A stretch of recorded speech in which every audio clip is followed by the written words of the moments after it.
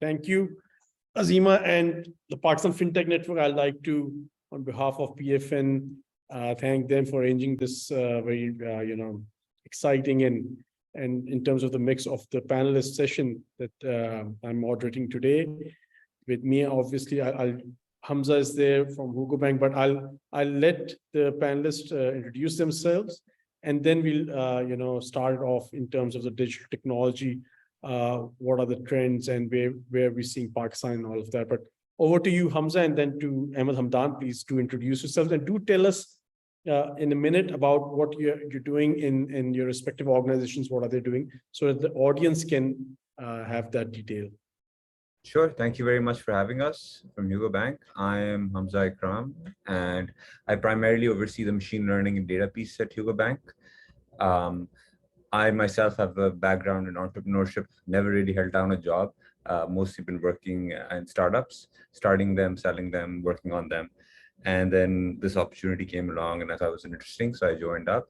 I think we at Hugo are trying to be very focused in building out a data first and customer experience first, but led through data and machine learning first experience. And that's kind of the piece that I'm looking at. We're trying to be a bank that really focuses on contextualizing customers' profiling and experience. One of the things that I talk about often internally, and something that I want to talk about today also, is that the banking industry has had a tendency, not everyone, but lots of people have a tendency to look at people in boxes, whereas human beings, exist on a spectrum, and not just a one-dimensional spectrum, but a multi-dimensional spectrum. So the thing that we're trying to do at Hugo Bank is actually to contextualize human beings in the situations they live in, and to create products and experiences for them by understanding them in a multi-dimensional perspective, not just as a box to be put into and labeled as salaried or Understood. I think so. I'll just put in. I wrote an article many years back, and I said that we're not data being. Well, we're not human beings. We're data beings now. We generate so much data. That's what we've become. Over to you, Ahmed Hamdan sir. Please, if you can introduce yourself and what Digitify is doing in Pakistan. Sure. So my name is Ahmed Hamdan. Thanks for having me, guys. I'm big on making banking and fintech solution, finance easy for consumers, right? I want to be able to ensure that everybody has access to finance and financing methodologies, right? So what we're doing at Digitify right now is to be able to ease that burden and ease that journey for many people. And as such, we want to be able to design apps and solutions, not just apps, but solutions that make it easy for people to on-ramp and off-ramp, whether it's for a bank, whether it's for insurance companies, whether it's for crypto, whether it's for digital currency, whatever it may be, right? We want to make it easy for people to consume financial products. So my background's in international business and financing, but I'm a technologist by nature. I'm ex-Microsoft. I designed and built Microsoft gaming framework. I designed and built Microsoft's cloud infrastructure, took an early retirement, I moved to Pakistan.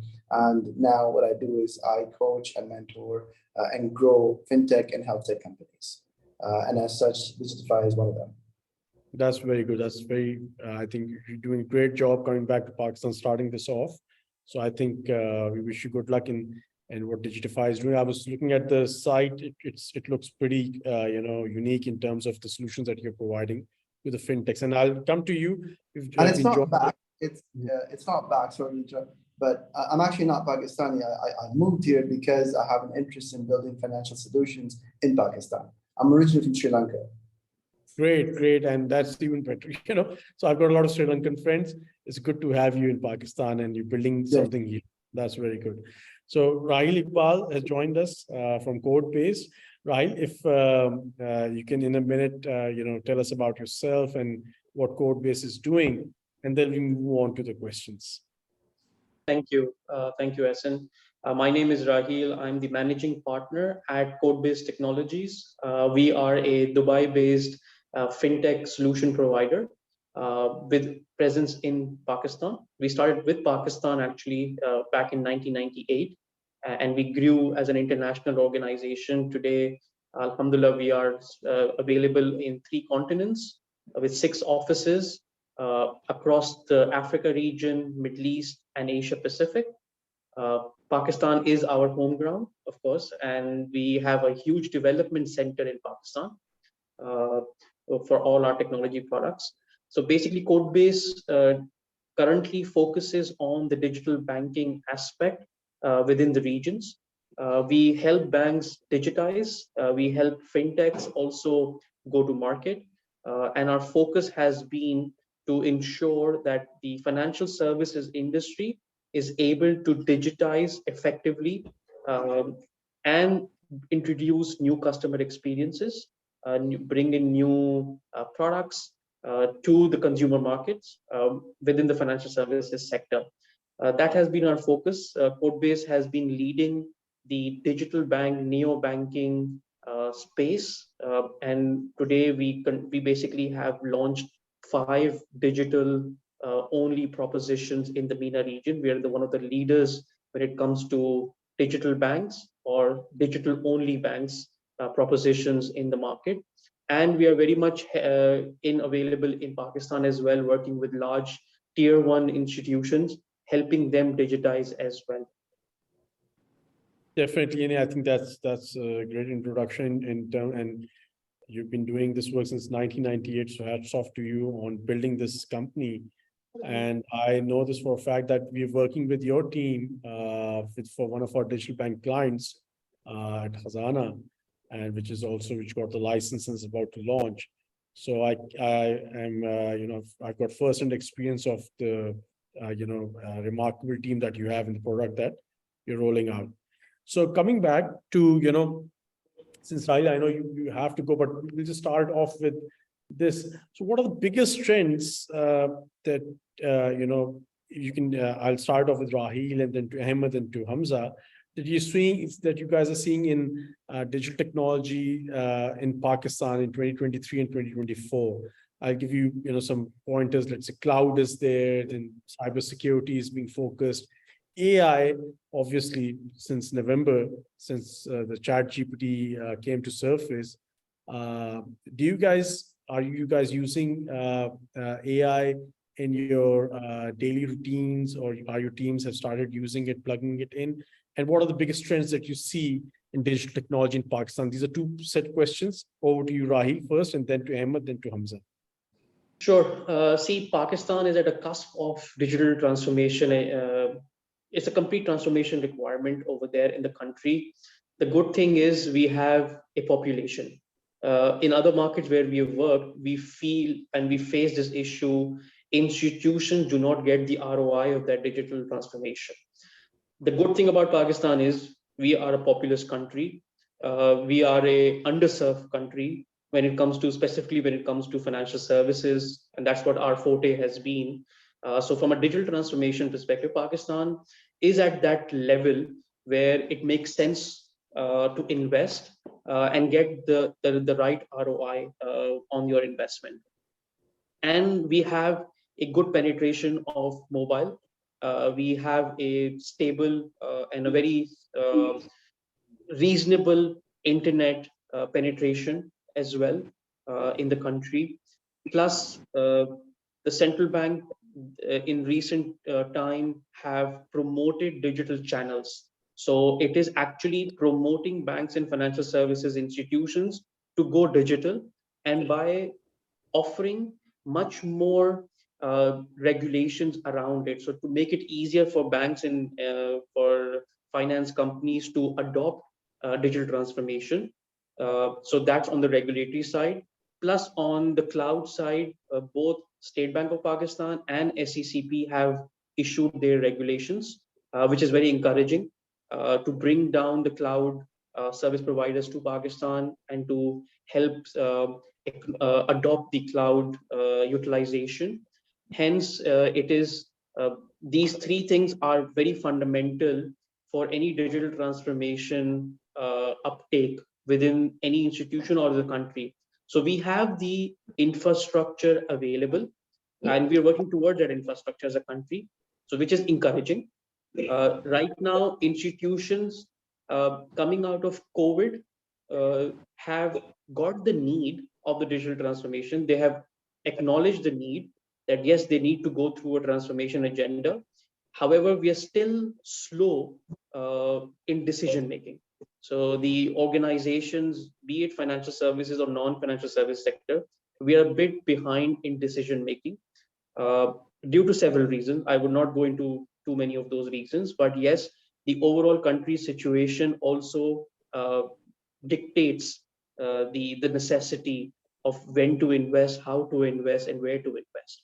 But from an infrastructure perspective, we are reasonably placed, and a lot of transformation work has started as well in certain areas, in certain industries, uh, and that needs to increase. So that is one aspect of the digital transformation from a country perspective.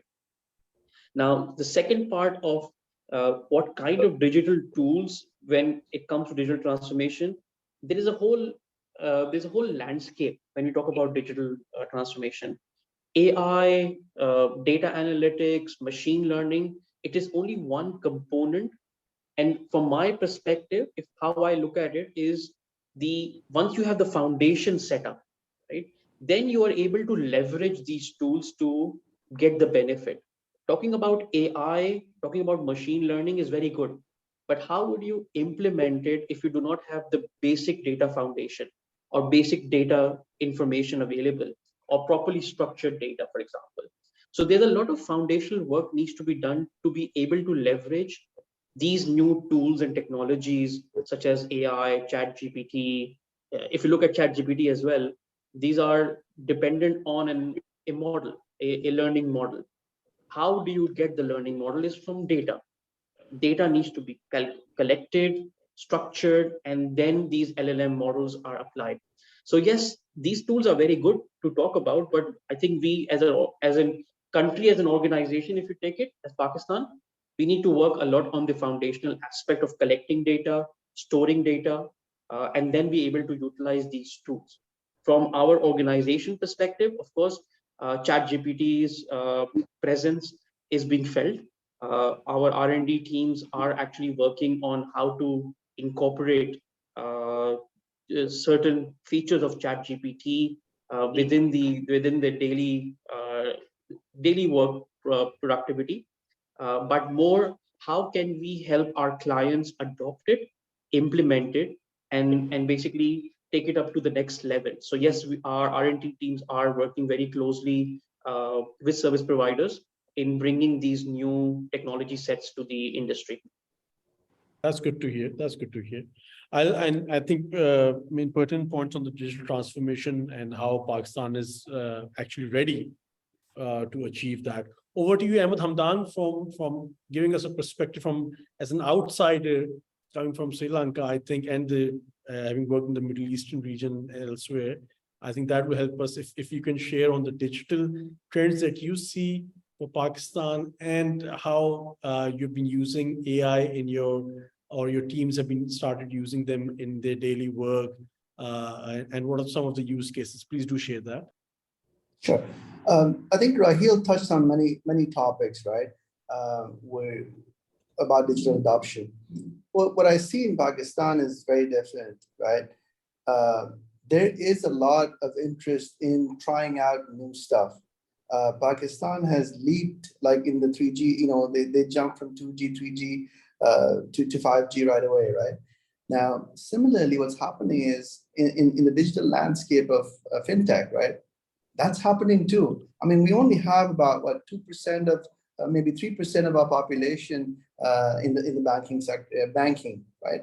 Now, what does that mean when you have like a very large percentage of your population using cryptocurrencies or using digital wallets? That transformation's already happened. We're the 5th largest country to be using digital wallets, right? It means we're open to adopting, and that's very evident when State Bank announced that we're going to launch CBDC very soon, right? Why? Because most people why are people transitioning from physical to a digital?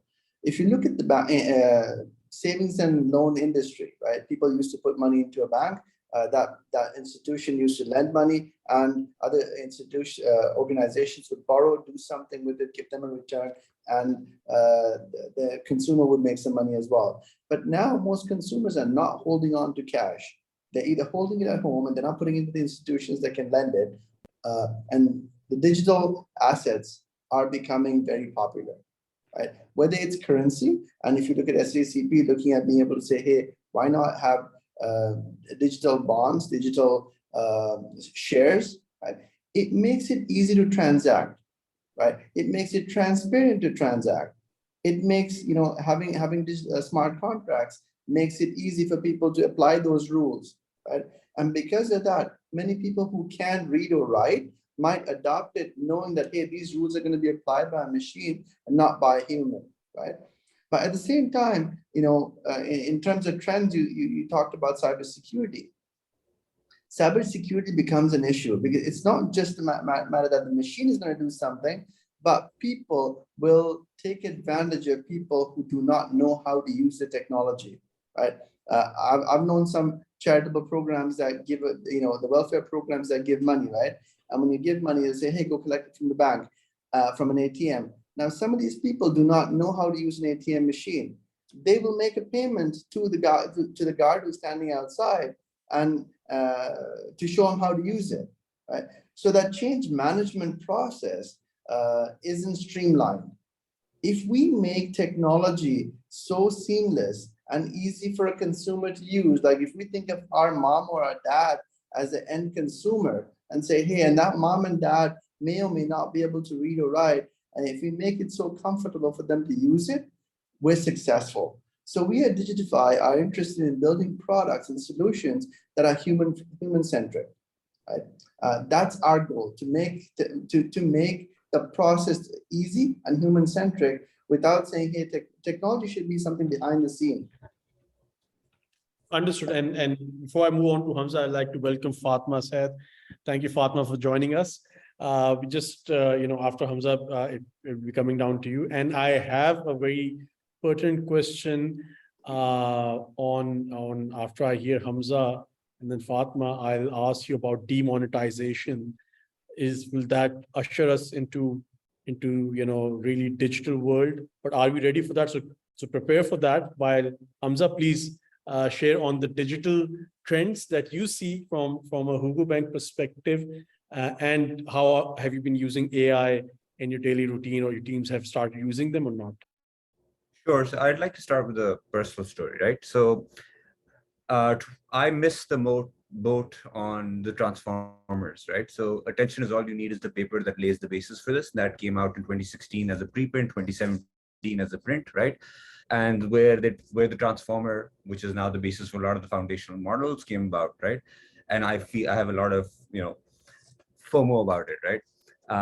But as far as Hugo is concerned, everyone in the company is a ChatGPT native, is a foundational model native, right? We use ChatGPT as our own personal assistant. And that's true for a lot of people that we work with, right? And as far as the infrastructure question is concerned, sure, there are a lot of infrastructure problems, but what you have to understand in the modern space, which Dan Saab was talking about, where everyone has a mobile phone, you essentially have that infrastructure sorted. If you're able to get a data plan and you're able to get access to machine learning models, they solve a lot of your problems, right? So while there are mass national level infrastructure issues, from a consumer or a user perspective, those are now much more accessible than ever used to be, right? So the real question that we're struggling with, or actually thinking of as an opportunity, is that where is the value going to lie, right? So you will see the transition of a lot of office work, a lot of grunt work being transitioned to ChatGPT or GPT-like models, right? So the question then is, from an economic perspective or a digital transformation perspective for the country, where is this value going to actually accrue and aggregate, right? Because if you take away a lot of these office functions, right, which is a lot of work, a lot of busy work that happens, right? Where will this value actually settle? Are you looking at trades being more important? Are you looking at vocational training being more important? What happens to the tech jobs? What is the nature of the coding job? And those are the questions that we're looking at even from a customer perspective, right? It's easy for us to deploy a chatbot now with a now foundational model. That means that I have more free time to do something else. Now, where is that value going to be generated, right? From our perspective, that's how we're looking at it, right? The second thing that we're looking at is going back to the infrastructure stuff, is that there's a transition to the edge, right? So while there is the idea of having large cloud providers as being backing, at least for our banking infrastructure, there is slowly going to be a transition to the edge, right?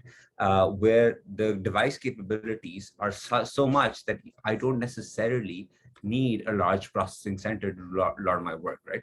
You can itemize, tokenize a lot of this work that can then move on to the edge, right? For us, that is the digital transformation we're looking at, right? Number one, empowering users with machine learning tooling, right? Allowing them to be independent, number one. Number two, using the device that is in their hand to actually do a lot of the grunt work for them. And then secondly, to see where do all of the, for lack of a better, there's a book by David Graeber, you can read it. It's called BS Jobs. Where do the BS jobs go, right? What happens to that value chain? That's pretty interesting. I'll definitely check that book up. So, and I agree on that because Chat GPT and Bard both, and I've just recently subscribed to its paid version. So, I mean, it is your, personal assistant, your collaborator, your co-pilot, as they say, and you can really free up a lot of time, just focusing on the main thing and let the analysis and all of that being built by that. Or coming down to Fatma. So Fatma, in terms of the digital trends that you're seeing in digital technology trends in Pakistan in 2023 and 2024, let's say cloud, cybersecurity, AI, how do you see those from a Abacus consulting point of view, serving so many blue chip clients in Pakistan and abroad? And then are you or your teams, have they started using AI in your daily work, like Chat GPT, Bard? And so I just want to understand that process, basically. Hey, Assalamu alaikum, and thank you very much for that question. And apologies, I was a bit late joining. This is a very critical conversation, and I'm sorry to have missed the earlier introduction conversations by the esteemed panelists over here. But if you look at it from a context of global, as we all know where the trends are heading, post-COVID, there is a aggressive momentum that is there towards technology disruption and technology adaptation. So first it was disruption because of the adaptation, and now it's not just the technology industry. Of course, it impacts across industry. I think that's a very important element to keep in mind. And the technology industry feeding into facilitating, whether it's agriculture, FMCG, banking, of course, right at the top of the list, the retail companies, e-commerce, being dependent on. So therefore, globally, when we have great potential, you look at, there are different versions, but the last source I saw is a $5 trillion market, which includes telecom as well. And if you take out telecom, it's 2.3 trillion to the best of my knowledge, and which is divided into all components of the technology gambit, which includes IT-enabled services, hardware, cloud, computing, etc., outsourcing. So the list goes on. And fintechs is part of that, where you have digital banking coming to the forefront, but it has to be powered by futuristic tools, whether it's AI generated, looking at cloud as the emerging platforms for organization, etc. So it's a very broad-based conversation. When you see those global trends, you see Pakistan competing in that space. And at this point in time, as an industry, whether you are part of the fintech network or you're part of the technology or outsourcing business, we see a pivot towards facilitating international markets, not only because of the unfortunate circumstances that we're here in terms of economic and political instability within the country, but also because there are opportunities. 60% of the global market is North America.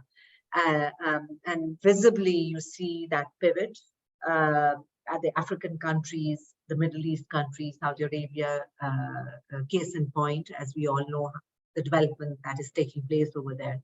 So I feel if you roll it back to what is happening in Pakistan, the opportunities is there.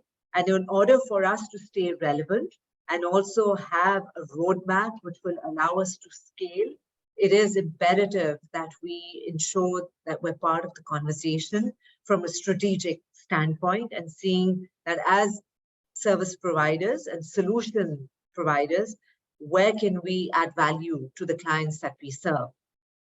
And that is the main philosophy where Abacus has pivoted over the last few years, more aggressively during COVID times. I won't even say post-COVID, but during COVID times. And we shifted not only towards international markets, but more aggressively towards technology, which would include digital transformation, AI-based solutions, digital banking, integrating back-end platforms, apogee management, but also cloud and emerging technologies, and of course, the outsourcing business and serving multiple markets. So that shift has already taken place within our organization. And what needs to be done, and there are multiple challenges, because we talk about sustainability, and sustainability is driven by one, understanding how a business is transforming. So one customer, how is it? It's not just about one app being implemented or installed. It's about the back-end integration, but it's also how that serves the business and how it serves the customer. That means an understanding of the customer base of our clients to add value. The entire value chain has to be understood. Two, we're also looking at strategic development of new technologies. So investing in product development and research and development to serve, whether it is driven through our strategic partners, whether it's SAP or whether it's AWS or Google Cloud, apogee management, but also looking at how can we enable the integrating points and add-ons which are required in order to, and that's just one example. And of course, you see the ecosystem being not only adaptable, but also accepting of the fact that this is how we live our lives. All of you have mentioned that this is not business only, this is personal. The first thing in the morning, we reach out for our phones, quite frankly. At least 99% of us do. And the first thing we check, even if we're not checking our email or messages, we check the time. So I think I don't have an alarm clock anymore because I pick up my phone and see the time, for example, or we shut our alarm. So I'm just saying that our personal lives and our professional lives are on our handheld devices now. And that is basically running the show in terms of personal decisions, personal calendars, as well as professional calendars. We want to buy something, we need access to our bank through our phone. We need to have good connectivity. The telecoms play a very strategic and critical role in terms of not only bandwidth, but continued service as well. And that links to the retail or the company that you're buying a certain product from. So the universal adoption of these digital services is extremely critical to develop a roadmap to ensure that there is more inclusion. And are we ready for it? That is a question, because it links up to the skills that we have. So just to wrap up this particular point, this is where we are, that we are looking at skill development. There is scarcity of human capital. We are all facing it. Not only are we losing resources because there's a war on talent within Pakistan, but also outside Pakistan. And there's greater opportunities perhaps. In that, I see that there is also disruption with the freelancers, with the gig economy on the rise as well. We still have a shortfall of good human capital competency to run the show, as they say. And of course, least, but not the most, it's not the, I wouldn't say it's the least important, but it is equally important, is the security. Cybersecurity issues and the protection of digital data, as well as access to information, is a governance issue right now. So in this ecosystem where you empower stakeholders and changing, that is where Abacus is at this point in time, across all areas of categories that we have spoken. Definitely, and I think very well-rounded answer. And I think I've worked with Abacus from Oracle, I think in quite a couple of years back. I know for a fact that Abacus has top talent when it comes down to, what the talent that there is in the Pakistani IT industry. So Rahil is to leave, but, I just want to ask this question to Rahil. Rahil, in terms of code base and the great work that you're doing, providing those digital banking platforms, how do you see the future for Pakistan and the fintechs and the digital banks? Obviously, only 5 digital banks got the license. Not everyone got the license. I think they should have given it to more. It would have propelled more job creation, more investment into the economy, but State Bank must have had their reasons. So how do you see the future for code-based technologies for the Pakistani market, relevant to fintechs, digital banks, and the FSI industry? And then your opinion on demonetization, if hypothetical, if the government announces tomorrow that, okay, we're demonetizing the currency note, do you think we're prepared, or the street vendor is prepared to accept digital currencies or payments in their wallets or through the QR codes? Because on the one hand, you have this benefits of demonetization, tax net increase, financial inclusion, digital transactions. Sara hum kehte rehte hain, look, there needs to be financial inclusion. But on the other extreme, it can immediately take you to or take a large set of population to poverty, into hardship, and they will not, when the currency that they have will not be, they will not be able to use it. So are we ready from a demonetization perspective? And then the code base question, please. See, when it comes to demonetization, I think the country needs to take certain actions and certain steps in order to basically progress further in going future from a country's perspective. So demonetization is one of the key factors which can support the inclusion, the tax inclusion factor, the financial inclusion factor. And I think so we are on the right track of engaging the right stakeholders within the country. For example, the RAST network, that is the first step toward ensuring that we are able to transact free of cost, right? Because previously the transactions, even digital transactions, were actually expensive as compared to a branch-based transaction. So coming with the bringing into the RAST network, the wallets, the regulation on digital payment for merchants, I think those are the right steps toward enabling or ensuring that when demonetization happens, we have the right infrastructure available. I cannot predict what can happen, what cannot happen in terms of post demonetization. Of course, there will be a lot of changes. People have to adopt to it. We have seen our neighbors do demonetization and reap the benefit as well as the issues as well. So of course, there are issues, there will be issues, there will be challenges, and we have to manage those somehow.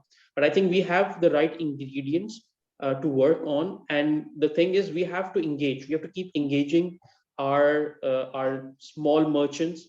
Our public awareness should be there on why to use digital network, not just for a purpose of bringing them into TechStack, but bringing efficiency, bringing them free kind of a service, right? Today, rather than using a paid service, I prefer to use RAST to do any transaction which is instant, right? So you need to bring awareness as well. And there's always a positive side for all such kind of introductions. So that's my take on demonetization. When it comes to code base and as you said, why only 5? I think Hamza is not happy with he wanted probably 3, not even 5. But no, see, from a digital perspective, you should not be looking at these 5 banks only. The whole industry has the ability to transform itself digitally. The 5 digital banks has a different purpose. They are the banks, the commercial banks today they have a different purpose. We cannot go away with branches as well. We cannot go away with physical services. We are not here to say close the 6,000, 8,000 branches we have and only go to mobile or digital. They have to coexist. There are underserved population. There is underserved, underbanked, both. We have under loans, the loan services or the financing sector is underbanked from my perspective. It's underserved and underbanked. So digital transformation is for the whole industry across. It's not just for these 5 digital banks. These are not just for wallet providers. It's a collective effort within the industry to actually bring up the efficiency, the service level, new products, new innovation, and growth, because the industry needs to grow as well. We have a very good growth rate when we saw Islamic banking coming into the country as compared to conventional banking. And you saw that double-digit growth every year, right? This is the same thing which can happen for a digitally transformed institution. Conventional institutions or commercial institutions who are traditional banks can actually benefit from going digital, even in their current license as well. So no license currently stops you of becoming digital. So you have seen large banks who have introduced digital transformation services. HBL to be one of them, largest of the institution in the country, HBL Connect. Then we have services on POS machines. We have seen a lot of payment related investment happening and a lot of penetration happening on the soft POS machines as well. Agency banking is there. So yes, these you have to look at holistically all of these service providers within the industry and how we can jointly, collaboratively disrupt and offer a much better service to our customers. Thank you so much, Rahil, for that informative, opinions on the demonetization and on the code-based future. I agree with you that we have to look at the industry as a whole, and on demonetization or some other step, I think that needs to be taken. Yes, we also have to take into account the cart vendor, selling something on this on the side of the road, that we don't leave anybody behind with this financial inclusion, and people get ample amount of time to really go through the curve and get those benefits. But moving on to the demonetization part, I want Hamza to share. If I think that would be the ideal situation for Hugo Bank. I think that could be a dream come true if the State Bank announces a demonetization in the next 3 months. I think everything digital, or all the digital players would be really, they'll be so happy. So Hamza, what's your opinion on the demonetization part of the question? So like Rahil said, no one can really predict the future, right? We don't know how the system will settle in equilibrium. But from a Hugo Bank's perspective, right, we will see the effects of it. We don't know what those are going to be. From our perspective, it's more about making sure that the customer's needs are met, right? If that happens because of demonetization, or that happens in spite of it, is what we're focused on solving the customer's need, right? As it is, as they are feeling it. We don't want to be prescriptive in how we understand their need, right? Because some of the things that we've learned the most, and I've been in this industry for a while, but when you interact with retailers, which is one of our segments, you understand that they're mostly the smartest people you can ever meet, right? Because they have a deep understanding of supply chains from far away, right? So they are macroeconomically literate, they understand the space, and they understand their needs as well. What we're trying to do at Hugo Bank is understand their needs and fulfill those as they understand them. I might have lost you. No, Hamza, you're still here. Okay. Yeah. Okay. So that's the perspective we have, right? And just to talk to Fatma about something, right? While we have seen, and something that we struggle with also, is there is a resource, there's a lack of resources. I don't necessarily think that freelancing is a bad thing, right? Because I understand people watching out for themselves and watching out for what allows them to satisfy their economic needs the best, right? So while that does take people away from industry, right, it is opportunity for individuals, right? At Hugo Bank, we're very focused on solving individual people's problems. And while that does take away hiring opportunities from you, it is someone else creating an opportunity to be able to work in their own flexible schedules, to be able to work on something that they enjoy, and to be able to be their own paymaster, right? Which is a net good, right? Not a net bad. So while you do lose out on resources, we have to understand it from a macroeconomic or an equilibrium perspective, right? From equilibrium perspective, people are looking at maximizing their own interests. And so what we have to be focused on is understanding what is it the human beings want, not from a structural perspective, right? That's at least how I view this and how I look at solving problems at Sugar Bank. That's the same perspective we're taking with demonetization, right? While that might happen by fiat, what we're looking at is how do people change their behaviors to actually live in that world, and how can we benefit them and enable them to satisfy their needs in that. Thank you, Hamza. Can I respond to that, Essen? Sure, Fatma. Thank you. No, I'm glad you've raised that. I was not criticizing freelancers. I'm not saying that it's a bad thing. So I just want to make sure that is understood. I feel it is, we have to be cognizant of the fact that that particular association of group are there. They are contributing to economic activity. However, it is fundamentally, of course, challenging organizations to change the way they operate in terms of human capital management and resourcing. So that is what I was alluding to. So you're absolutely right that the dynamics have changed.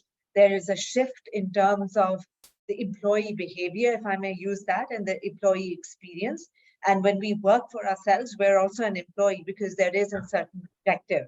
However, my concern was more related to when you're working within an institution or an organization, there are other elements that impact our behavior, you know, with the social element of it, where you're interacting with a team, the fundamental presence of a team where there are certain dynamics of authority, not authority from a, again, don't misconstrue this as, you know, authoritarian kind of regime or bureaucratic regime. It is essentially a sort of a structure that is in place to ensure that there is quality that is delivered, because there is experience with certain individuals working in certain frameworks. For example, case in point, when we look at certifications, why do we go for certifications, even if it's skill development certification?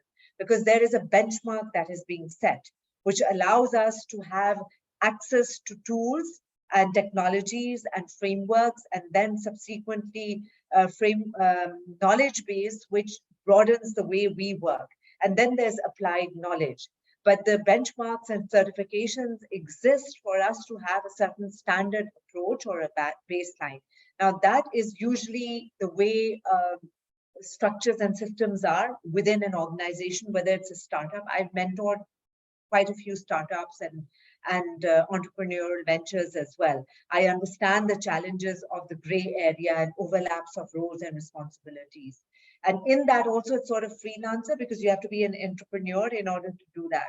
So I'm not taking away from it. I'm just saying it benefits organizations because there's an ethical code that also needs to be maintained and a certain way of doing business. So organizations by and large also have a code of conduct, and individuals are driven by their own experience. If they have been exposed to that, it's easier to collaborate with them. That was just my observation. But it does not take away from the right of the freelancers to exercise that option. Not at all. Definitely. Just definitely. to kind of add to that, right? So again, this is slightly a more tech view, right? And this is how we are trying to structure the organization. We have a no degree requirement at Hugo, right? And that's for a specific reason. Show us what you can do. Don't tell us what you can do, right? So I don't care about your certification. I care about you being able to show me what you are able to build, right? And that's where I see the digital transformation also happening, right? Where you will start going from a certification-based system to a portfolio-based system, where you're able to demonstrate to me with your GitHub profile or your portfolio what you are able to do versus relying on institutional certifications, right? And that's just the view we have, and I have, being in the cybersecurity space for a bit and being in the AI space for a bit. That's how this field has grown, right? We've looked at more about what people can do rather than what they can show, rather than what they can say. So that's just the view. And Definitely. Yeah. you mentioned something which I also endorse, is where you look at applied knowledge. That's what it is. And then we are in a space where no one knows, there's an uncertainty. I think Emma before this also mentioned there is so much uncertainty in terms of how things are going to transpire. It's anybody's guess. Therefore, that free hand and the agility to sort of experiment is extremely important. So the culture of that, but within that, there has to be some code of conduct. Otherwise, there's a bit of chaos. That's the only thing I'm going to say. But I like the way you think. Yeah, I think AI and ML, I totally agree. And to be on the cutting edge or bleeding edge technology, you really, degrees don't matter. It has to be, show us what you can do. I think that's a good philosophy. Coming over to Ahmed Hamdan on the demonetization part. Please share your experience. And I don't think they've done that in Sri Lanka, right? Actually, I grew up in the Middle East in Saudi Arabia and spent about 20 years in North America. I was born in Sri Lanka and I go to visit on holidays, right? But I see a lot of transformation happening there as well, because you get a lot of people coming from different countries, from different regions, right? And the need for us to be able to mobilize our funds that are available in our home base and be able to move it around the planet, right? There are huge restrictions in terms of being able to how much money you can carry. Then there came things like traveler's checks. Then there came credit cards, and now you have cryptos, right? It enables you to be able to carry funds virtually anywhere without having to carry weight, right? I mean, whether it's currency or gold, it's weight, right? So, and it's just the mode of being able to transfer wealth. Now, digitization is not just going to support digitizing currency, but we also need to be able to think in terms of digitizing of assets, right? Whether be it stocks, be it real estate, be it vehicles, right? Think about a world where you are able to take money and transfer it. Now in Pakistan, we created RAST, right? So State Bank came up with this philosophy of being able to have, move money without having an intermediary, and it's free, right? Wow. Now, what does that mean? It gives us an opportunity to create products and solutions to capitalize on it. What's the name? Rahil mentioned saying, hey, we want to be able to, he does this as he moves money, right? Why not create consumer-friendly solutions that leverages that network? Why do we have to rely on SWIFT, which has been unreliable for quite some time, right? These are opportunities as these new infrastructure comes online, or we need to be able to create on-ramps and off-ramps for not just consumers, but for businesses and service providers. Right? We have to create policy. I mean, if you look at Punjab, right? Punjab government came up with this great initiative where they want to bring people to the tax loop and said, hey, if you go to a restaurant, you pay by credit card or debit card, it's only 5%. If you pay by cash, it's 15%, right? So policy, product, and service, they all come in line, right? We have to think people, process, technology. When we start thinking people, process, technology, we need to be able to think outside the box, right? Whether we use a standardized approach or come up with something innovative and disruptive, that's power to us, right? And that's a solution, right? Now, the EMI licenses, this is enabling a few companies to be able to create great solutions and put that in the market. It's a good sandbox, right? Now, what can the others do better to solve the same problems, or pick up other problems and try to solve them? And then go and say, here, knock, State Bank, these are 5 problems that are not currently being solved by these guys. Can I get a license to solve them too? It's a need of the hour. Right? So we need to think about what problems do we want to solve? How are we going to solve it? Do we have a fast, cheap, more efficient way of doing it and take it to market? This is innovation. This is the time to innovate in this space. And if your innovation is good and you solve good problems efficiently, you're in the market. Definitely. And I think on that aspect, the how should I say this? I mean, the government support needs to be there, whereby the time it takes to really go from point A to B to C, and the bureaucratic red tape should be really cut down, and only then you can have real innovation, basically. But see, we have to get frustrated and then they leave. Yeah, but we have to think differently, right? Like Robert F. Kennedy once said, ask not what your government can do for you, but what you can do for your government. From that perspective, I mean, who is the government? It's people that we elected, right? If we see a problem and we are able to solve it, we need to be able to create an alpha or a pilot project, right? And show, like Hamza said, show that we have a good solution, right? And then knock on government's door and say, help me scale this solution. Right? But we have to take that initiative. We have to solve our own problems and then seek the government's help to say, hey, I have a solution. Can you help me scale it? Definitely. I think we've seen a lot of that happening in the North American and even in the Middle Eastern markets and in Asia Pac. Coming down to Fatma. So Fatma, how do you see demonetization if that were to happen tomorrow? And I think your focus would be in the fintech space. I'm not sure. Do tell us more about Abacus also, if it's focusing in the fintech space in terms of launching something, or are you doing something in that space and other areas? And your opinion on demonetization, if that were to happen, how do you think, would that be good for the country or would that be problematic? Please. Thank you very much. So I'm not an economist, so I'll take a jab at this. But in terms of demonetization and in terms of the fintech space, we are working with quite a few digital banks or those banks which are on the journey towards digitization as well as fintechs in the African market and also in North America. And in the Middle East. So we have a very good track record over the last 4 or 5 years already. And we continue to obviously explore other opportunities as well.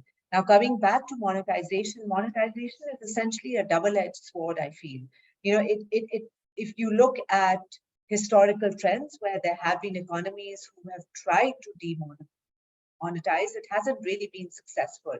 Because one of the fallouts or one of the conditions, I would say, of demonetization, it seems it works, data shows that it only works where you have a more stable economy or a more mature economy, where you have an economy which has, you know, the informal sector or the Black economy. It's a bit of a very tricky area to navigate. Focus on the financial inclusion part and broadening the tax net. Just focus on these two. And how do you think? The thing is, you can only broaden the tax net if you increase documentation.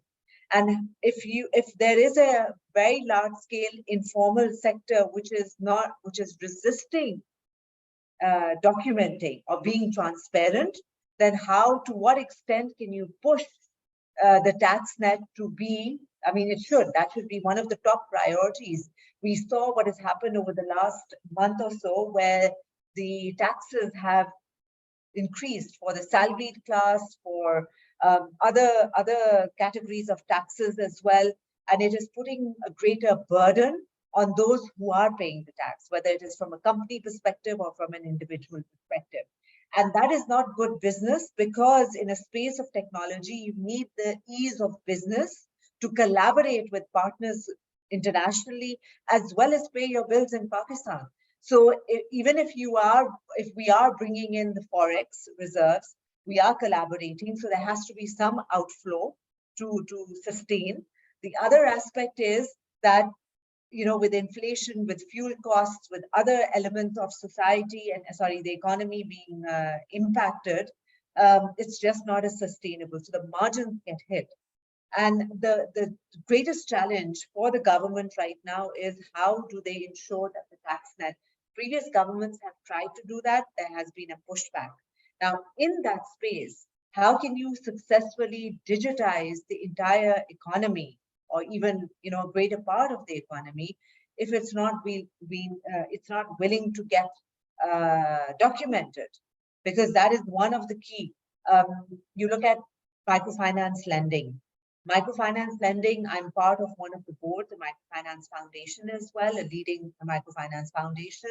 One of the client due diligence checklist is linking it up to Verisis, looking at if there is an NIC, which is linking up to that particular potential client. Then there's another verification that is done if someone is not willing to document themselves or put them as part of a customer in the formal banking sector, whether it's fintechs or conventional banking or Islamic banking, then how can you impact additional, that extra customer onto the digital banking space? That is my issue over here. I hope the State Bank has worked quite tirelessly, has a roadmap for digital banking. We were talking about the 5 digital licenses, banking licenses that were awarded. They weren't awarded to your more established banks. They were awarded to new players, which is good because you're widening the space and not confining it. And then there are other restrictions of compliance and risk, which are facing the conventional banks as well. So I won't go into that particular conversation. It's good to widen it. It's also good to have a telecom operators with access to SIMs where you have bandwidth and connectivity. But if it's not going to be documented, then how can you actually achieve that particular goal? That's my Definitely, I think documentation needs to be there. I think, thank you so much for those points. And Azima is telling me that, time is almost up. So one last question, and I'm trying to mix 3 questions into one, actually. That's what I'm trying to do. So there's always a talent shortage and overall in the IT sector in Pakistan.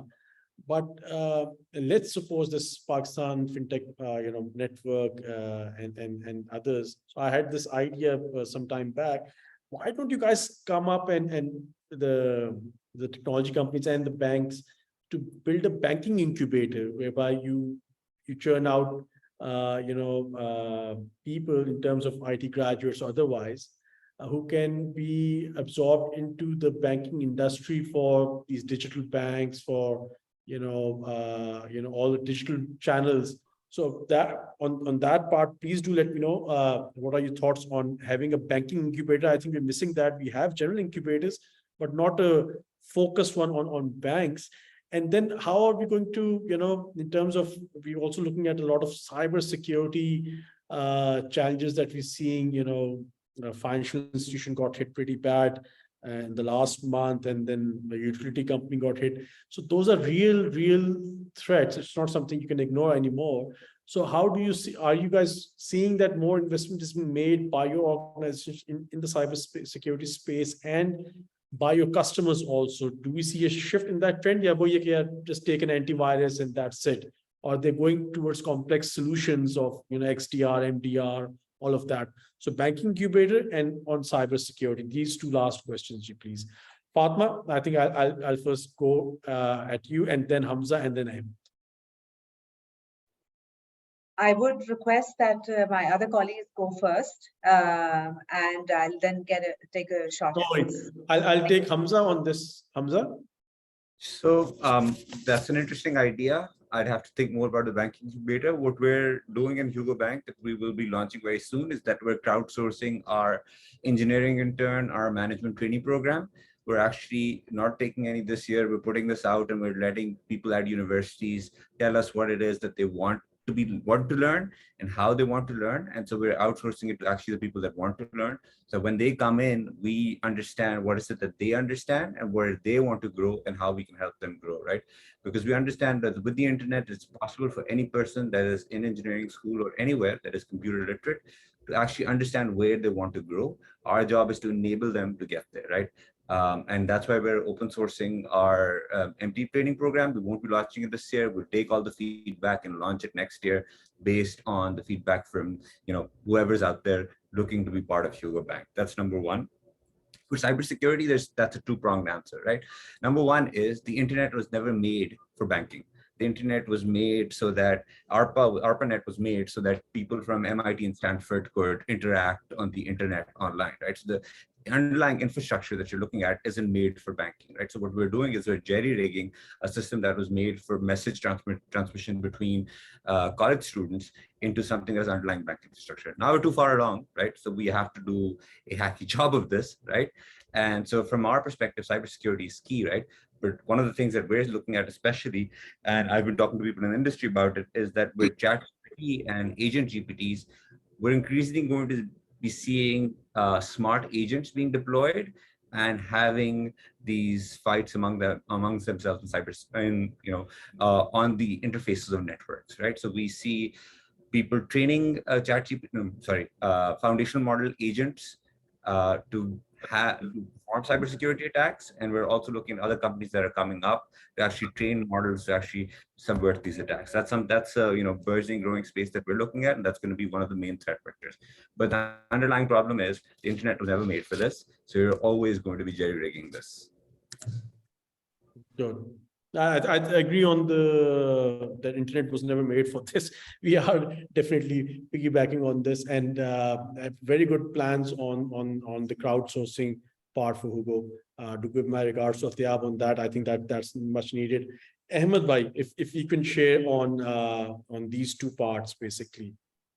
Absolutely. So, well, in my opinion, right, I'd like to plant a different seed.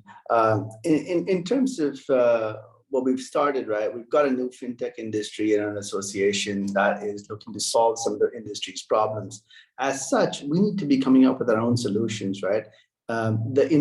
The fact that you're alluding to is to say, hey, let's create a incubator, right? An incubator is solution, right? What I'd suggest is that we as an organization bring up, have regular meetings, bring our problems to the table, and figure out as a association, create hackathons, right? Bring in industry, bring in universities, bring in other participants, bring in organizations like Fatma's as well, right? And say, hey, how do we solution this? Create a framework and create a hackathon, like maybe on a weekend, once a quarter, we have a hackathon to solve some of these problems. Some of those solutions that we take, we can all utilize, right? Or create an incubator or throw to one of the current incubators and say, hey, in the current incubators, allow them to have a space for fintech, right? That allows regional utilization of the resource that already exists.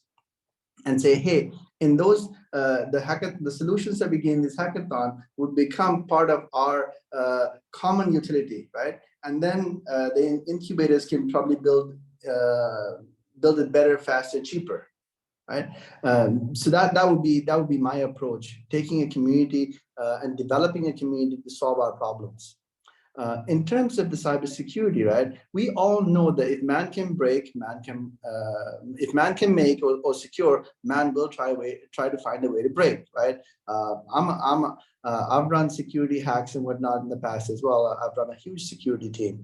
Now, my suggestion is, instead of doing that, we need to think about risk. How do we manage our risk? So we have to have a response team, or what you call a CERT. Cyber emergency response teams are essential, right? Some internal and many external, right? The internal is intended to be able to figure out a way to map the thing, figure out a solution, and say, hey, how do I respond to it? And have a list of numbers to call saying, if this, then do this, right? So you have to have a process, and you have to try that process to ensure it doesn't happen. And then we have to have external organizations, consulting firms or audit firms to come in and test our processes, right? To make sure that, hey, we have managed our risks effectively based on the board, based on current trends, based on market conditions, based on heuristics, right? Then for some organizations, there might not be enough time to solve all their problems right away, so they manage their risk by buying insurance. Right. So there are so many ways to manage it. We just need to find a better way to manage it, right? Based on the resources and time constraints that we have. Yeah, I agree on it's how you manage it basically in the resources that you have. Definitely. Yeah. Rightly. And the time. I agree on the third part, that there has to be a national cert, and then there have to be certs for the banking sectors and all of that. So I believe, because if every bank starts to make their own cert, that also obviously will accumulate a lot of resources, but maybe they can come together and like the banks have one link and NIFT, Yep. have a one cert through NIFT or one link, and that could serve all the bank's purposes, and that could be a center point for resolving their issues through that cert. So I think now we have RAS as well. Now we have RAS as well, which is the peer-to-peer network. Yes, definitely. So I think all of this, so the banks should come up with this one cert or one thing, because I think as they go digital more and more, they will be under a lot of attacks. And they would be the prime target in the country after the government. Fatma? It's not going to stop. It's not going to stop. Today's world, today's warfare is in cybercrimes, right? So it's never going to stop. We just got to figure out a way to mitigate our risks. Definitely. I mean, ransomware, the one that the financial institution got hit last month, and then the utility got hit in Karachi, large. I mean, the amount of ransom that they were asking for, $2 to $3 million worth, and so it was just insane. And so those were real incidents, and luckily they got back online and they managed it. But you won't get a second chance always, so you have to be prepared. That's my 2 cents on that. Over to coming down to Fatma. Your opinion on the cybersecurity part and on the banking incubator, and it ties up to the skills discussion that you shared in terms of, so I'd like to have your opinion on that. Thank you. You're absolutely right in terms of having an incubator or at least a foundation, but you see that happening already. It may be not specific to the banking sector, but overall you have, the organizations like the NIC, which has been set up under the Ignite program, but you have universities then facilitating it. And in Lahore, you have LUMS linking up, then you have one in Quetta, in Peshawar, in Islamabad, for example, Karachi. So that's just one example. There are other incubators or incubation centers that have also been established. And in that, of course, there are a wide variety of young entrepreneurs and startups across the industry. So it's not specific to financial solutions or fintech solutions. In that, we have to see predominantly who are the people who set up. It's either driven by the government, it's driven by academic institutions, it's driven by partnerships which are made by commercial organizations like the Fatma Ventures Group. They have partnered with other commercial entities and they've set up a certain platform, or they're funding a certain platform. So I believe that work has already been done, specifically zeroing in and focusing on the banking sector. In that also, if you have specialists who are, or mentors who are from that particular sector, 1. 2, linking it up to venture capitalists or maybe private equity firms, or looking at where the funding is going to come from. That is extremely critical. So funding shouldn't just be from commercial organizations, but having a collaborative model where you have an incubation center, which is facilitating startups to run with an idea, but you're also building next generation work. You also see a strategy, not only in Pakistan, but world over. You look at some of the examples, according to data that I've seen, whether it's in the US or in Europe, where organizations have created these platforms, and then once they've come to a certain level, they've acquired that business as part of their diversified group as well. So there are opportunities, definitely. There is merit to what you are suggesting in terms of having an incubation center, which is specifically to the banking sector or the fintech sector, but I really believe it's already happening. And there are opportunities there. The second is cybersecurity. And by the way, to the point of hackathons as well, we initiated that. We called it Appathon a few years ago because we are partners with Google, and the Apigee management is where we have demonstrated deep expertise over the last 5-6 years as Abacus as well. So we've run these Appathons and trying to draw new next generation human capital talent to see where we can be enabled by young entrepreneurs or young students who have just graduated or not graduated as well. So that idea is already running within the organization. We just have to mature it further. On the cybersecurity, very well said by my colleagues over here as well. It's an evolving scenario. It is now a governance issue. It's at the boardroom level, because it ties in with sustainability and relevance of the organization. On one hand, we do talk about ESG, we talk about diversity, but we also talk about cybersecurity. If you look at the Security Exchange Commission, not only in Pakistan, but similar organizations, whether in the US or Europe, they are ensuring that in terms of regulation, this is something from a risk perspective, for continuity, business continuity, it has to be seen. But we also see, the evolution of hackers. And I'm not talking about ethical hackers, I'm talking about those who are disrupting business. And then new techniques to take down, either the internet or entire organizations as well. So we have to be very mindful of not only upgrading our own tools and ensuring we have risk mitigation frameworks in place, but also awareness amongst those who are working within the organization to how to safeguard our own systems and the technologies that we're working on, and also ensuring that we have the certifications and the knowledge to safeguard the systems of where products are being developed and implemented in other companies as well for our clients and customers. So cybersecurity is a strategic issue now. And there is much more that is, again, it's a fast evolving space. And no one has all the answers as yet. It's still very uncertain.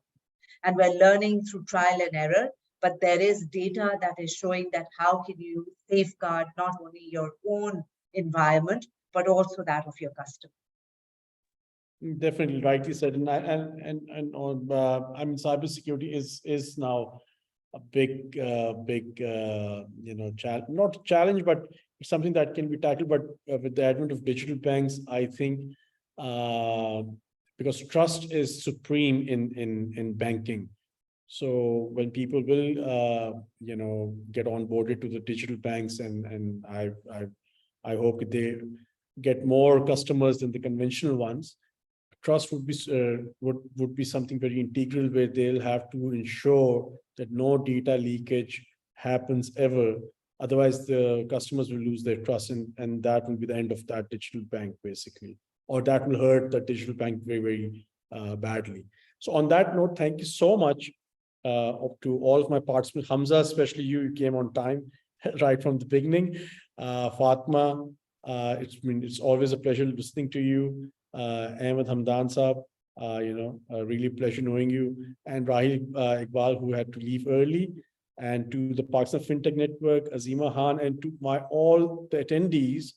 I've got a few friends there, so Waqar, Saftar, they can hear me. Thank you so much for everyone joining in. And I saw some of the questions that you were asking. I tried to reply those in the chat boxes, and hopefully the recording will be up soon. And till then, take care, everyone. And good. See you soon. Thank you so much for the opportunity. Thank you, Thank you, everyone. Thanks a lot. Bye.